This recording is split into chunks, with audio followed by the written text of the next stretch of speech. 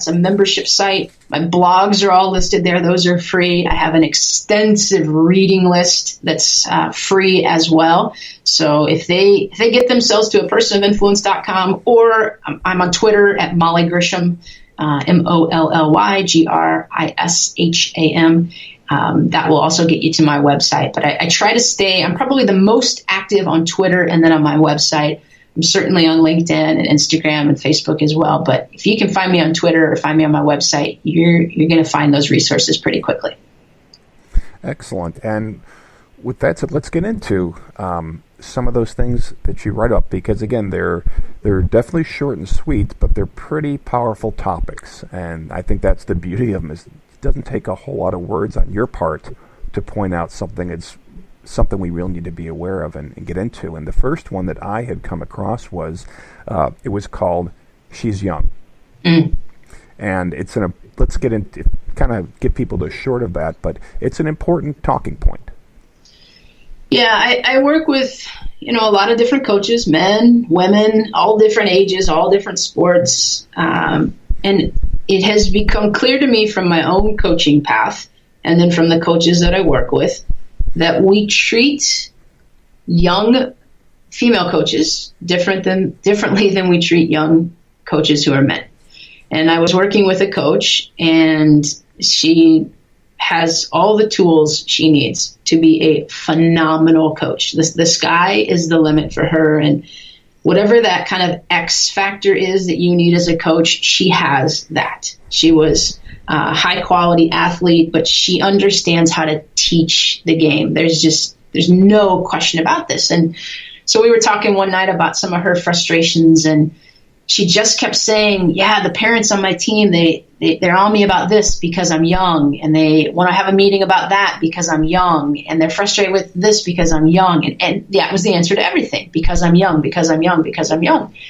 And so as the conversation continued, it became clear to me that they had almost convinced her that that was the truth, that the reason they were on her case, the reason they were so prevalent on the team, the reason they inserted themselves so much in the team was because she was young. And her argument to me was, I can't fast forward getting older. I can't just snap my fingers and be 35.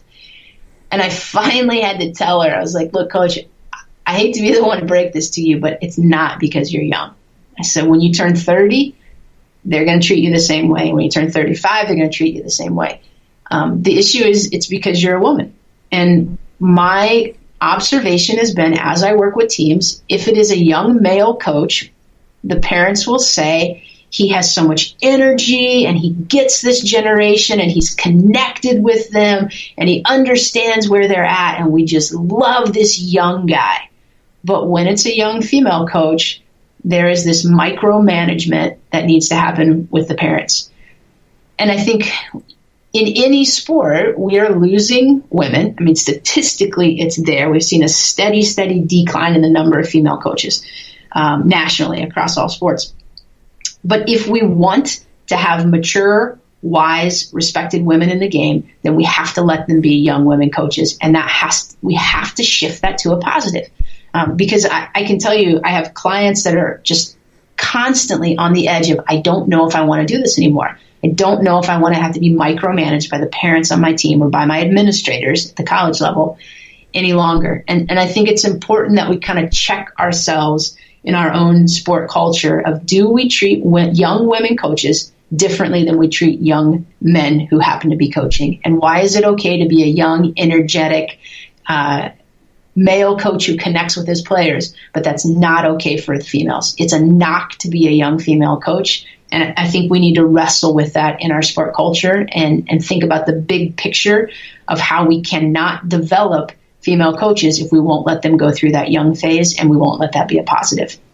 And when we talk about young, we're talking, what, like maybe 26 years old? Yes. Okay. Now, in my day job, that's the age as a professional engineer. That's when people say, yes, you take a test and you can be licensed, which means you're responsible for stamping plans that people's lives can depend on. Usually it's not the case, but that's the threshold for it. And I just think it's, we talk about how, that's young just in terms of time, but we expect by that age for them to have developed into someone who's willing to take on legal responsibility, which is what it is. Even if nobody's hurt, you can sure cause a lot of financial problems for your employer and your coworkers, but it also is the responsibility of, we have between hundreds of thousands of millions of dollars of usually public funding going into what we do. So I had never looked at it that way myself, because I was just brought up in an industry where at age 22 they said, okay, from the next 4 years we got to get you developed, not just to pass that test, but we don't want you to have that stamp in your hand if you're not ready for it. So it was all about the experience, not about the age. And we talk even now like, oh, I can't wait till we get, and ironically in my group, the three of the four youngest engineers in the group are women, and we're like, oh yeah, starting this year, about every year, another one's going to have her license. That's awesome, because then we can keep putting more and more on them because they have the energy. Right. And I have used in fact, I'll be working with her this year, my daughter's high school lacrosse coach. I'll be her JV coach working for her. But in the past, I've said, oh, she's young. But in terms of saying, so just give her some time. So that was 3-4 years ago. So she probably was about 26 then. I said, no, she's fine. Let her keep doing what she's doing. She's young. She's got to figure this stuff out. You can't, like I say, you can't fast forward. And I'm not surprised, and I definitely do think it is, without question, a gender thing. I think it's probably because I haven't seen as much, because with my kids getting to high school, the two sports they've been involved in are lacrosse and field hockey. And here in the Mid-Atlantic, those are powerhouse female sports. Right. So I think there's gender bias everywhere for sure, but it's not as obvious. So I'm glad you brought that, because I had not experienced that yet. I've heard they're young and that's a problem. I've heard that as an excuse for guys who have some poor behavior, tempers, and things like that. And that's the other side too, to your point, is it'll actually be used as to dismiss really inappropriate behavior. Like, well, he just hasn't learned how to, and then my answer would be compose himself like a 25-year-old? Right. Right. Or a 30-year-old or a 40-year-old, whatever you. But that one, I think that was so important, and I think it takes us really to the next part here. And again, I know people who listen will hear me say each time, I've got 4 daughters, so I live in a world of women being competitive, athletic, and also in the workplace, because actually a lot has changed, that we're probably between 50-50 and it could be 60-40 either way on the gender makeup in my industry. So I see a lot more equality, which I have to remind myself it's not. But here's the next point about battling or being gentle. Talk about that post, because I think that's another one that really does a big disservice to anybody. Yeah, I was working with a soccer program, pretty elite level players that were in an ODP program, and so I'd done a couple days work with them, and then went to see one of their games. And these are girls that were probably 15, 16 years old. They're the best in their region. These kids are going to go on to play Division I soccer at a high level. They're the best of the best, and they've committed their teenage years to being the best. And so I'd spent a couple of days doing some experiential learning with them, and wanted to see them in action. So was sitting on the sideline for one of their games, and there was a player who I liked. I thought she was really good on the ball and just a talented player. And she'd been called for a couple fouls, but nothing egregious, nothing violent, nothing that warranted a yellow card, even a talking to, just good soccer. And at halftime, the 2 coaches for this game happened to be women. The center referee came over and kneeled down in front of one of the women who happened to be sitting in her chair And he said, Coach, I needed to let you know that this player, and he said her jersey number, she's fouled twice in this game, and I had to tell her to be more gentle. And then he got up and walked away. And the three of us all looked at each other like, did that just happen? Like, did that really just happen? A referee felt the need to kneel down in front of the female coaches and use this kind of fatherly tone of voice and say that because a player fouled twice in a game, he had to tell her to be more gentle.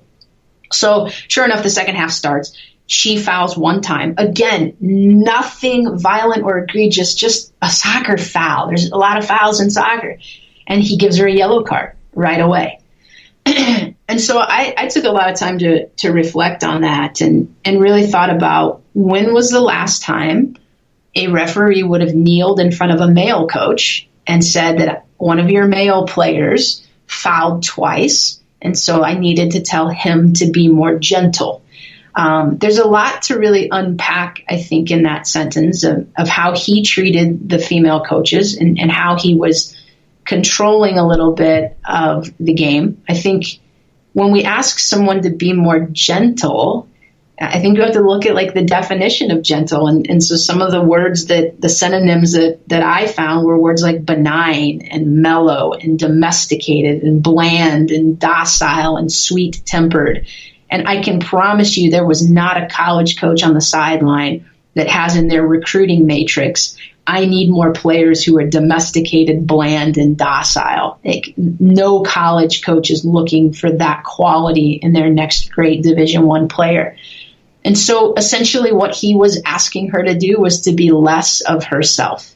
And that I struggle with that. As a female, I struggle with the idea that we would ask someone to not be the best version of themselves. And I think that when you look at world-class female soccer players, we would never have told Abby Wambach when she sticks her head into the mix of players to try to just get her forehead on a ball, hey, could you be a little bit more gentle? Like, she built her brand on being fearless and doing that in the box. And you know, in the soccer world, if you look at our best defenders in the game on the women's side, those are fearless players. There's nothing gentle about what they're doing.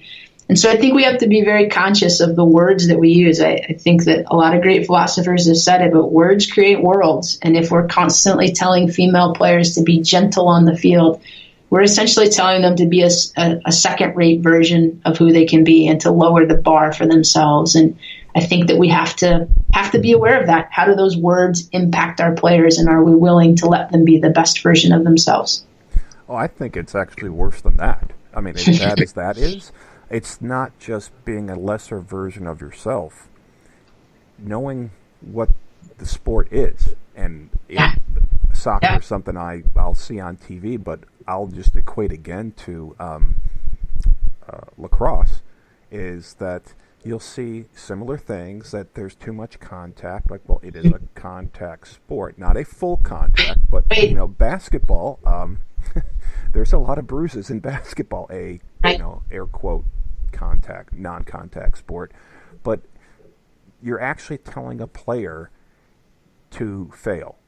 Yes, for sure. That's what I'm getting. It's not just, I'm going to hold you back. In other words, you shouldn't shoot because the score is too high. You know, this was, or don't give that player the ball, again, because the competition's too low. This was, I want you to physically disengage and fail. Yep. I think, like I said, that's a whole nother level of sabotage to an individual. And it comes back towards, you know, let's swing it towards now. What are, you had a good phrase for what you want to see out there. You know, I think we can agree that it's a ridiculous, not just, and I'm glad you unpacked that whole thing on the kneeling, because it's in your article and it struck, you know, it jumped out at me, and I was trying to figure out, okay, not having your perspective, how bad that was. But when you said it was in a fatherly, like, you'll understand this when you grow up, you know, being grown women yourself. who've competed Right. at a higher level than that referee probably had. Yeah. So yeah, that's